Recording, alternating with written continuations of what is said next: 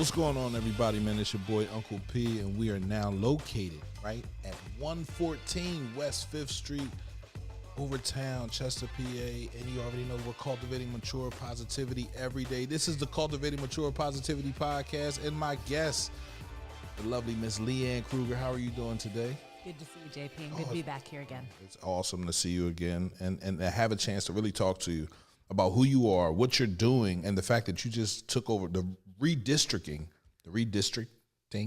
of your district brings in now Upland and Chester Township. So we're going to talk a lot about that, right? And what's going on with you. How are you feeling today? How am I feeling today? Well, today is 25 days until Election Day. And so, I'm running for re-election. I'm running hard. I'm knocking on doors, but I'm still doing my day job as a legislator, helping people on the constituent service side. And I've got a leadership role in the House Democratic Campaign Committee. So today, I am energized, but I am also looking forward to 25 days from now when I can take a day off for the first time in a long time. A day off? You're not really taking a day off. Well, maybe catching up on some sleep. I don't believe that. So who is Leanne Krueger? So I am, I've been in office for 7 years. Okay. I've been a state rep for 7 years representing the 161st district, which after redistricting also includes Chester Township and Upland. Those are new communities to me. Before I ran for office, I spent 15 years working in economic development. So helping entrepreneurs, helping people start businesses and grow businesses, helping predominantly women-owned businesses and people of color-owned businesses, working to shift towards clean energy and green energy and supporting folks who wanted to work in that space. And I was a little bit ahead of my time because I was doing some work with Van Jones on green-collar jobs back in 2008. Wow. As an opportunity for folks, and it's taken a while, but now I think the rest of the world is caught up to that. Catching up to that, right? Because everybody's talking about it's getting hotter. The planet's getting hotter, right? Global warming, right? So it's important that we understand clean energy is green energy, and we start using that. Well, we're seeing, right here in Delco, we're seeing record flooding, right? We're seeing really hot temperatures. Kids in Philly couldn't go to school at the beginning of the school year because their buildings didn't have air conditioning, and it was hotter than it had been before. Like, climate change is real, and low-income communities are going to be impacted most of all. It's already happening. Absolutely. So where did you grow up? So I grew up in New Jersey, and then I came to Pennsylvania after I finished my undergrad work at Rutgers University. I grew up in Middlesex County in the center of the state. My dad was a Vietnam veteran. He served in the Navy for 4 years, and then he was a salesman. My mom was a stay-at-home mom, and then once we got older, she went back to work as a secretary. And I went to Rutgers University because it was the state school down the street who would give me a scholarship. And then right after that, I moved to Pennsylvania. So I've been in Pennsylvania since 1999. I came to Delaware County for business school because after working with a number of community programs for a couple years, I wanted to figure out a pathway out of poverty, and creating good jobs seemed to be the way to do that. So without ever having taken a business course, I came here to Delaware County. I got an MBA in urban economic development, and I've been working in that space and working to make change ever since. You've been grinding, man. I've been grinding for a long time. Right. So I see why you say you need a day off after the election, right? Not until the polls close. Not until the polls close. And all the ballots are counted, because with our mail-in voting law. So that's a couple days after election. I don't expect us to have final results until Friday, because we've tried to pass legislation that would allow counties to get ready to count ballots. It's been blocked by the majority party in Harrisburg, even though Republican and Democratic county commissioners have asked for it. And so if they can't even get the ballots ready to count until Election Day, and Delaware County already has 42,000 mail-in ballot applications. So election ballots are already in, right? They've already been sent out. They've been sent out. People have until 8 p.m. on Election Day to either drop it in a drop box or get it returned to the county. And then they don't want to count the ones that they already have. Oh, they would love to count the ones that they already had, but state law prevents it right now. The mail-in voting law, I think, was written on purpose to be a little bit confusing. Absolutely. It was written by the Republicans, and most of the Democrats voted against it. And part of that is that it seemed like it was going to cause some confusion. So while I support access to mail-in voting, it's been incredibly popular, here in Pennsylvania and especially in Delaware County. I do think there's some things we need to fix in the law to make it a little less confusing. Absolutely. But one of the biggest results is that we're not going to have results on Election Day. So I'm thinking polls close 8 p.m. on Tuesday. It's probably until Friday until we have definitive results in any race that's close. And, at the top of the ticket, the U.S. Senate race is expected to be very, very close. Very close, very close. Fetterman and Oz, right? Fetterman and Oz. That's crazy. Dr. Oz running for... I didn't think he was from Pennsylvania either. He's not. He moved here a year ago to run for the U.S. Senate. Nice. I guess everybody has their own opportunities, right? Family life, kids, husband. What's up? I'm a single mom. Okay. I've been divorced for 4 years. I have a 10-year-old son who will be 11 in December. Wow. He's in 5th grade at Nether Providence Elementary. When's his birthday? On December 21st, right before Christmas. Right before my birthday. And on winter 22nd. solstice. Yeah. And so, it's him and I, and it's been him and I for a while now. Absolutely. How does he feel about mom being, a state representative, right? Does he walk into school and say, my mom's a state representative, right? He will tell you there's days when he loves my jobs Right. and days that he hates my jobs. Right. Absolutely. And, the days when he gets to see something special, he thinks probably true. He was the first kid in Pennsylvania that knew that schools were going to be closed down during the pandemic because his school was closed that day. He was in my legislative office as we were getting the calls from the governor. So when he knows things first, that makes him feel like this is important. This is important. Or if he gets to go with me on a site visit to some place that he thinks is special. But I have to tell you, being a state representative is not a 9-to-5 job. I'm working nights. I'm working weekends. Absolutely. My phone never stops. And, when last night my phone was ringing when I was supposed to be quizzing him on his spelling words for his spelling test today, those are the days he's not as thrilled. I bet he's not, right? When we think of, all right, so we have Chester, the 159th district. We understand what district that is. But recently, I don't know who, was it Congress? Who redistricted?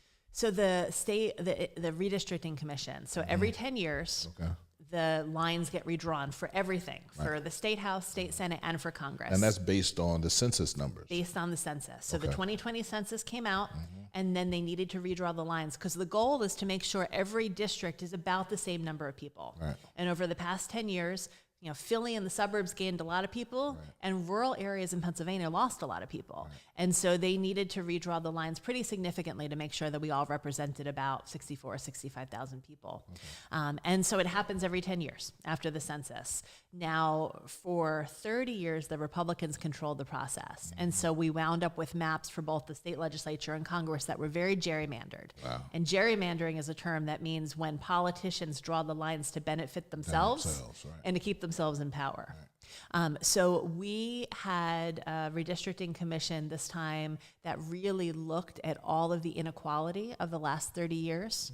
There had been things, phenomenons called racial packing, where they literally would cut folks out to make a district safer for a Republican. That actually happened in the 161st district for the former Republican incumbent. And so there was a real goal towards fairness this time. And as a result, we have maps that look pretty different. Right. So in my district, I used to have Swarthmore. That's been cut out. I've lost parts of Ridley Township, including where my district office is located in Folsom. So that's going to have to move at the end of the year. But I've picked up the lower part of Middletown Township and then Upland and Chester Township. Right. And I've been spending a lot of time in these communities trying to get to know the issues, to know the people, and most of all, to listen. Because I think as elected officials, sometimes we do too much talking and not enough listening. Not enough listening. And coming into new communities, I'm here to listen. Right. So you said 2015 you ran. So I ran the first time in 2014 against a Republican incumbent. Right. I lost. Okay. Then he resigned 3 months later. Wow. It was an open seat, special election. And I ran and won by just under 700 votes in August of 2015. Why did he run if he was going to resign? Well, maybe you should Google it.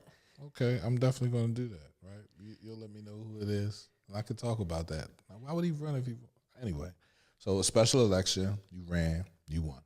That was historic because that was the first time that district had a female be the state representative. How did that feel? Well, so it was historic in a couple ways. It was historic because I'm the first woman to ever represent this district. It was also historic because I was the first Democrat in 5 years to flip a seat from red to blue in Pennsylvania in a state house district. And so folks had sort of forgotten how to flip seats in Harrisburg, and I came in, and I've been helping to flip seats ever since. But it took a while. You know, I did and still do represent a district that's majority Republican. So I don't get reelected if I don't earn votes from Republicans and independents. Right. We've done that largely through really good customer service and empathy. And when it's like Chick-fil-A. Maybe not Chick-fil-A. Not Chick-fil-A? Better than Chick-fil-A? Better than Chick-fil-A. Okay, all right. More empathy. More empathy, right. But when someone walks into my office or calls or emails into my legislative office, we don't care if they're registered, how they're registered. If they've got a problem, we're going to do everything we can to solve it. Absolutely. That's how it should go. It's how it should go, but it's not always how it used to go. Right, or how it used to go, right? Not how it used to go. So 2015, you've been in there for how many elections? This is your 5th election right now, right? So I won a special election in 2015. Okay. I won my first re-election in 16, and then 18, 20. Right. So I am now running. I've been in office for 7 years, and I'm running again because my work is not done. No, it's not. No, it's not. No, it's not. Chester Township and Upland were once a part of the 159th. You have been out knocking on doors, talking to people so that when they go vote, they know who they're voting for. It's funny that they would change in the middle, you know what I mean? Like, and not at the beginning, or not put out enough information saying, okay, listen, we have redistrict you, Upland, you, Chester Township, and put you over here. This is your representative. You know what I mean? You've been out in the community letting people know, like, I am your representative. This is what I'm doing. This is what I want to do. How does that feel differently than the other parts of your district? Well, the old district, the old 161st, I mentioned the term racial packing. Right. It was drawn to be predominantly white to protect a Republican incumbent. Okay. So the district was 97% white. Wow. Now, in the new district, it becomes 12% African American. And I pick up 3 Delaware County Housing Authority communities. I've been to visit 2 officially, and I've been knocking on doors in the 3rd, and trying to get out to know people, because a lot of people don't know about redistricting. Right. They don't know the lines change. They're too busy. You know, they're trying to do their job and pay their bills and take care of their family. And so it's our job to get out to them and to let them know that the map changed, because my fear is someone goes in to vote on November 8th and they're like, what's going on here? Looking for the last state rep they had, and they say, I don't know neither one of these people. Yep. Right. So we're doing everything we can through every mechanism possible to get the word out. Right. What is the outreach that you've taken or are going to take to learn your new constituents? So from the time that I saw the new maps, I started to reach out. I reached out to the local elected officials. I have reached out to the local fire companies. I've reached out to the local police departments, and I've been knocking on doors. I've been knocking on a lot of doors and talking to folks face to face. My legislative office offers lots of events. We do them every year, election year or non-election year. So we started immediately inviting folks to our expungement clinic, to our senior expo, to our veterans lunch that's coming up. And these are services that we've always been providing, but we haven't been providing them in Chester Township and Upland before. That's nice. That's nice. I see Chester Township Fire Department just received some money. Explain that. So they were one of the first calls I got when the maps changed, even before the final vote happened. And so I've been out to visit now twice, and their building really needs a lot of work. It does. And it's hard to recruit volunteers to a volunteer fire company. If it's falling apart. If the building's falling apart. And so I went to visit a number of times. I started talking to the chief and the fire company president, but then I also went to Chester Township Council. And I said, what is your priority right now? What do you need most? And they said the fire department needs help. Right. And so we were able to work together to secure a grant from the Department of Community and Economic Development for $100,000 for the Chester Township Fire Company. That's major. It's just funny how these things that are a necessity to our community are just washed away. And I don't know why, and I'm not blaming anybody, but if you think about, who was in power before, why didn't that ever happen? Right? Why didn't they have that conversation and say, all right, let's make sure the firehouse is up to code? Brookhaven has a nice firehouse. I ride past oh man, I can't even. Chichester's firehouse. You know, I'm like, these are nice firehouses. Like, why is Chester Township's firehouse looking like this? But it's new. You got money. We're gonna fix it. We're gonna help it. From this point on, we're talking about new things and new things happening in Chester Township and Upland. Have you met with the Upland mayor? Have you talked to him? I have. He's a friend. I've met with the council president. I was there. We've been there twice now in official capacity with legislative outreach tables. National Night Out back in August, and we were just there for the Upland Fall Festival. The council president pulled me in for a meeting about the Curlin Street Bridge, and so we pushed and got county council to give them some resources to do some planning, because anytime you're talking about a big project like a bridge, there's a bunch of steps that have to happen first.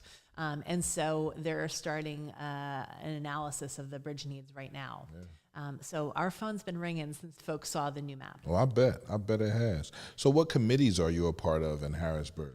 So I am lucky. I have committees that I love and are meaningful and work, and I can have an impact. From the beginning, I've been on the Environmental Resources and Energy Committee because I believe we've got to fight for clean air and clean water for our kids, and there's a lot of forces in Harrisburg that are against us on that issue. That don't care about clean air and clean water. I don't understand that. Anyway. We're sitting in the city of Chester, right, Yes, where there's been decades of environmental racism. Decades. And sometimes folks like to cite industry in a place where they're not really thinking about the human impact. And I think as elected officials, we've got a responsibility to fight to put people first. Absolutely. And that's what I've been doing on that committee. I also serve on the Labor and Industry Committee. I've been the secretary of that committee for 7 years. And then I serve on the House Appropriations Committee. So that's the committee where the budget comes through. I have to spend a couple extra weeks in Harrisburg every year for budget hearings, but I get to go out to the folks I represent and say, what questions do you have for these departments? What questions do you have for PennDOT, for example? And then when the secretaries of those departments come before us, I'm able to ask the questions that the folks I represent have been wondering about. Absolutely. That's dope. You're on a board. I got a question from someone in the city, right? And they sent me this question. And they told me to ask it. So if the election doesn't go as planned, what safeguards, not for you, but I'm talking about the governor election, what safeguards do we have to combat the legislation Mastriano and others have planned? Well, first of all, anybody who thinks that Mastriano is too extreme for Pennsylvania needs to come out to vote on November 8th, and they need to vote all the way down the ballot because his policies are incredibly extreme, and even moderate Republicans in Delaware County are telling me that they think he's a very scary, potential leader for our Commonwealth. So the safeguards will be the legislature, the safeguards will be the courts. But if Doug Mastriano does actually win the governor's mansion, it's going to be dark times for Pennsylvania. So we're going to do, real quick, I'm going to say one word, and you give me your answer on it, all right? Okay. Abortion. Legal. Why? Because we need to keep it legal. Okay. And I do believe that our very right to an abortion is at stake in this November election. Absolutely. Raising the minimum wage. Way past time. $7.25, I think. $7.25. Every state around us has raised their minimum wage, including West Virginia. And so when West Virginia is paying, entry-level workers more than Pennsylvania is, there's a problem. There's a problem. And we have been trying for years, literally, I think supporting a minimum wage bill was one of the first things I did when I got to Harrisburg 7 years ago. We haven't been able to get a vote. I believe there's broad support for raising the minimum wage, but the majority party won't let us bring that up for a vote. At all. No. That's crazy. I don't understand politics. It's a politics to me. I said that in the beginning. But when people have a heart and are not seasoned politicians and get up there, they're willing to fight for the people beneath. So, I congratulate you. I give you your flowers and say, keep on fighting for us because we need somebody up there mentioning us, talking about us, and worried about how we're seen to other people. Well, I wasn't a seasoned politician before I ran for office, JP. I was a mom who got angry. Absolutely. Because the issues I cared about weren't being addressed in our state capital, and that was before 2016. Right. That was before what we've seen. That was before the insurrection. That was before folks are trying to throw out our right to voting and our vote to control our own bodies and our right to clean air and clean water. It's crazy. So in some ways, I'm even more determined now than when I ran the first time 7 years ago. And I was just going to ask you, what made you say I'm going to run, right? And you just said it, right? So awesome. Krueger Hospital. That's a big thing, right? How many Krueger Hospital buildings are in your district? So in the new district, Krueger-Chester is actually in Upland Borough. It's not in the city of Chester. So the entire footprint of Krueger-Chester is drawn into my district in the new maps. Because you have Springfield Hospital as well. You do Springfield? I've had a tiny little part of Springfield, and that gets drawn out in the new maps. So the other hospital systems that are impacted by all the chaos over at Krueger right now are Springfield Hospital, Delaware County Memorial Hospital, and Taylor Hospital. And I was in court on Friday with the nurses as the Foundation for Delaware County was suing to stop the hedge fund that owns the system from closing Delaware County Memorial Hospital. First, they stopped delivering babies there.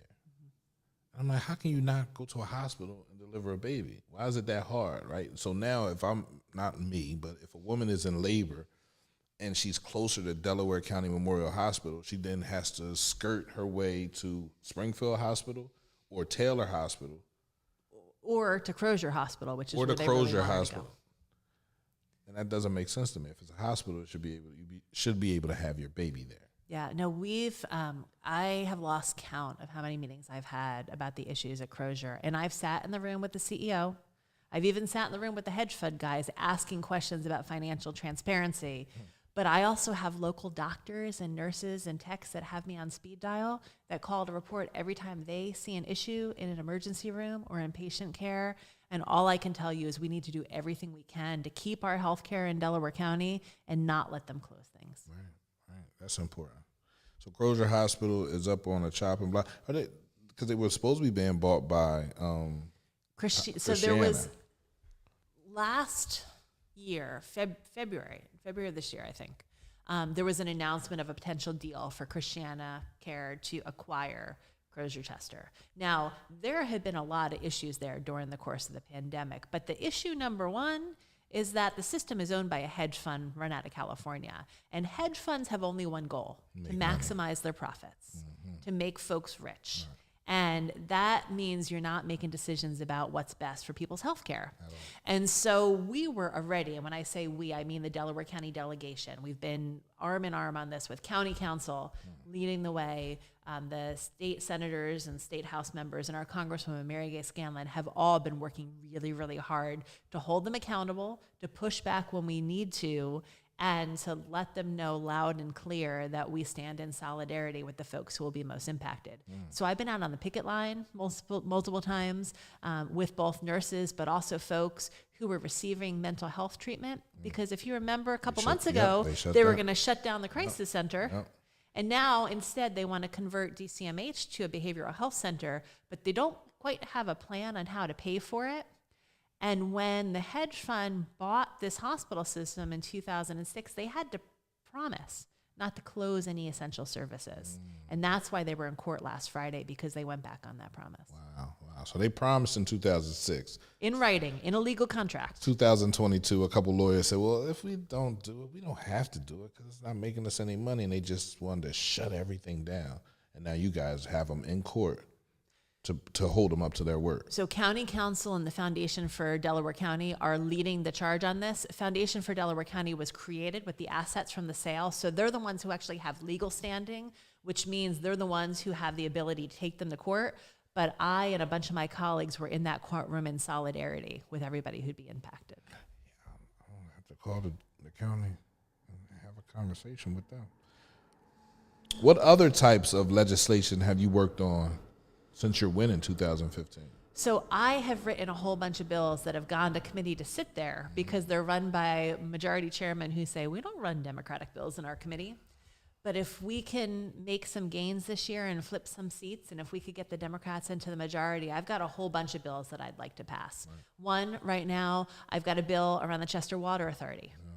because the law changed a couple years ago that made it easier for a for-profit company to mark up the price to acquire a utility and then pass that expense on to the ratepayers. That's exactly what Aqua's trying to do right now with Chester Water Authority. Aqua's vicious. They are vicious. I had that when I was in Eddystone. I said, I don't never want no water from y'all again, man. He was killing me. And I have gotten more calls and emails about CWA than any other issue in the 7 years that I've been in office. It is an issue, right? CWA is when you think of Chester Water Authority, it's like, wow, Chester owns the water authority, right? The things that we own, the things, and then you think more of the area that you come from if it owns one. If you turn it into Aqua, it's like it's no ownership there for the community, right? Just the name alone, there's no ownership there. Well, and this is an issue where I've been working across the aisle. There's a Republican in Chester County whose community is also served by Chester Water Authority. So we've been working together. Right. We held a bipartisan hearing last summer, and the consumer advocate, the person whose job it is to look out for consumers, the people who pay the bills, testified under oath that rates would go up if this sale goes through. There's no question about it. And we're trying to keep it local. So I have a bill that would essentially stop Aqua from completing the hostile takeover. That bill, we've amended it to a bunch of things. We haven't gotten a vote on that one. I wrote a bill to expand and protect access to birth control here in Pennsylvania. Okay. I've introduced that 3 sessions in a row. Still haven't gotten a vote on that one. It's sitting in the health committee right now. And I have another bill that I wrote when we found out about sexual harassment settlements, when lawmakers sexually harassed staff. Taxpayers were on the hook to pay those bills, and so I wrote a bill that would make the perpetrators responsible for those bills, not the taxpayers. I'll kick you out. You doing that? I'm not saying that that's what they're up there doing. I'm just saying like that. And I've been working on that one for a number of years too. I bet you have. Yeah, get them. Yeah, they deserve it. And why should taxpayers have to pay for that? Why you should up there taxpayers be being nasty? Not just for the legal bills, but for the settlements. Huh? Mm-hmm. Oh no, he should have to pay that out of his pocket. Mm-hmm. Well, he doesn't have any money because he'll get fired. He or she, because it could work both ways. Right. I have a question. If you had the opportunity to go back and talk to yourself, right, what would you say, and at what time would you want to go back? Gosh, that's a good question.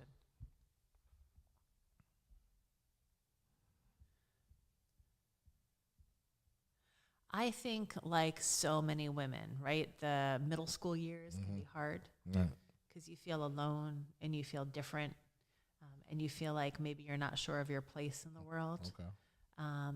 I think I'd go back and say, just keep going. Just keep going. And keep fighting. Right.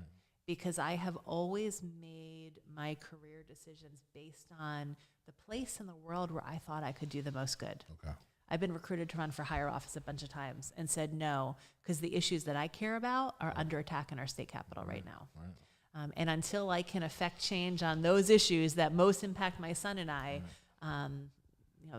this is where I'm supposed to be right now. And I was going to ask you, what's next for you, right? State rep, state senator, state congresswoman, U.S. congresswoman. I'm sorry, and then where's your ceiling? So JP, I've been recruited to run for a bunch of those things over the years and said no, and supported other good Democrats to run and win. Absolutely. Because the change that I seek can be accomplished in the state house. Okay. My goal right now is to flip control from red to blue. We are 12 seats away. There are 8 open seats that Joe Biden and Josh Shapiro won in 2020. Right. We've got candidates running hard all across the state. We've got another 5 seats where there's Republicans, but Joe Biden and Josh Shapiro won those seats. And so my next step, hopefully, is helping to flip control so that the bills that I've written that sit in committee can actually get a fair hearing and a vote. Okay. All right. That's my goal. Your goal, it sounds like a goal that can be accomplished, right, by bringing the party together. I want you to look in the camera and tell the people of Chester Township and Upland who you are, why to vote for you, and why to come out on November 8th and hit that Krueger. I know a lot of people like, Krueger, that's like Freddy Krueger. No, it's not Freddy Krueger. Because somebody said that. My son asked me that the other day. He said, Krueger, Dad? Like, no. It's Leanne Krueger. She's not Freddy Krueger. She's not going to hurt anybody. She's here to represent you in the State House. So you go ahead, tell them. So I am running for re-election because I want to continue to fight for Delaware County in Harrisburg. I want to continue to fight to bring resources back for every project that needs to be funded. I'm going to continue to fight for our public schools and making sure that your zip code doesn't determine the quality of your education. I am running for re-election because my work is not done yet in Pennsylvania. My work is not done in Harrisburg, but I need your vote on November 8th to help get me over the finish line. November 8th, make sure you come out and vote. It is highly important that we, as Black people, as Spanish people, understand how important our voice is. Your voice can only be counted if you vote. You can complain, you can fuss, you can be mad, but if you don't have a solution, I told y'all last week, just be quiet, right? And let the people with the solutions move forward. Come out and vote November 8th. Make sure you hit Leanne Krueger. Right? Leanne Krueger, the champion we need to protect women from anti-abortion fanatics, man. They're out here, they're trying to stop everything. Be on the lookout for a new show that's about to start with Andrew Nelson and Malcolm Yates. It's going to be called The Narrative, you know, and they're going to talk about everything that we need to know about politics and the political movement in this area. This is Uncle P. This is the Cultivating Mature Positivity podcast. I'd like to thank Leanne Krueger for the time she has gracefully given to us to come through. And she can come through again. And, you know, if you got somebody you want to sit and talk to about, I want you and Carol Kazim to sit here and talk about the things that y'all plan on doing, like working together on missions, on a mission, right, to bring everything that we know we need in this area and everything that we're not getting, right? So it's hard as a Democrat, you know, up there battling against the Republicans constantly. But if y'all two are friends, maybe some things can get done, right? And I know y'all are friends, so all that's cool. All that is awesome. I look forward to coming back and doing that after November 8th. Absolutely. After November 8th, you hear it, we're going to hold her accountable to that. It's cmpradio.net, man. It's the Cultivating Mature Positivity podcast. Everybody have a great day. Be safe.